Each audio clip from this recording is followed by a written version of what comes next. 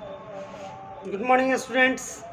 आज हम पुनः उपस्थित हैं अपने मैथमेटिक्स के शॉर्ट ट्रिक्स के सीरीज़ को लेके, जिसमें आज हम लोग सीखेंगे ट्रिक नंबर 5। इसमें हम सीखेंगे कि दो अंकों की कोई भी संख्या क्यों ना हो, उसे हम सरलता के साथ, आसानी के साथ किस तरीके से गुणा करके उसका आंसर प्राप्त करें। इसको सीखने के लिए हमें उसके स्टेप्स को कुछ जानना ज़रूरी होगा। तो आइए हम उसके स्टेप को सीखें। यदि हमें दो अंकों की कोई संख्या ए बी दी गई है और इसे मल्टीप्लाई करना है सी डी के साथ, तो सबसे पहले हम इस बी को इस डी के साथ मल्टीप्लाई करेंगे, फिर इस बी को इस सी के साथ मल्टीप्लाई करेंगे, फिर इस ए को इस डी के साथ मल्टीप्लाई करेंगे और अंतिम स्टेप में इस ए को इस सी के साथ मल्टीप्लाई करेंगे। और यदि इसमें कुछ हासिल आ रहा हो तो उसे हम अगले स्टेप के लिए कैरी कर लेंगे। फिर से इसको एक बार एक संख्या पर समझें। जैसे मान लिया जाए कि 32 में 56 से हमें मल्टीप्लाई करना है, तो सबसे पहले हम इस 2 को मल्टीप्लाई करेंगे इस 6 के साथ, फिर हम मल्टीप्लाई करेंगे इस 2 का इस 5 के साथ, फिर तीसरे स्टेप में हम मल्टीप्लाई करेंगे इस 3 का 6 के साथ, और चौथे और अंतिम स्टेप में हम मल्टीप्लाई करेंगे इस 3 को इस 5 के साथ। और इस प्रकार जो भी हासिल की चीज़ें आ रही होगी हम उसे अगले स्टेप के लिए कैरी कर लेंगे। तो आइए इसे हम कुछ उदाहरणों के द्वारा समझें, इसे बनाएं, कुछ प्रश्नों को और समझें। जैसे अगर हमें 35 को 58 के साथ मल्टीप्लाई करना है, 35 इंटू 58, तो सबसे पहले हम क्या करेंगे कि इस 5 को इस 8 के साथ मल्टीप्लाई करेंगे तो हमें प्राप्त होगा 40।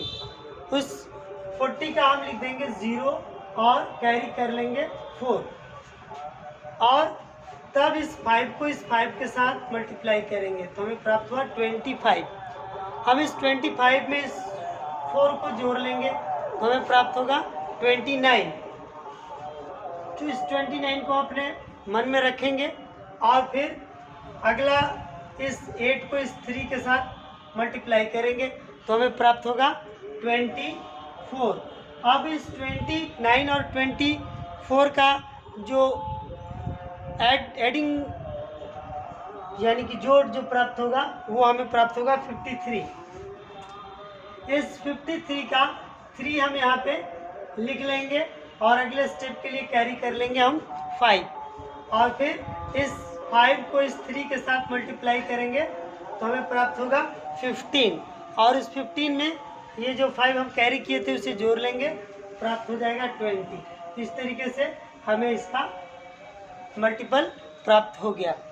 आइए एक दूसरा उदाहरण लेते हैं। यदि हमें गुना करना है 68 को किससे, 53 के साथ, तो हमें क्या करना होगा।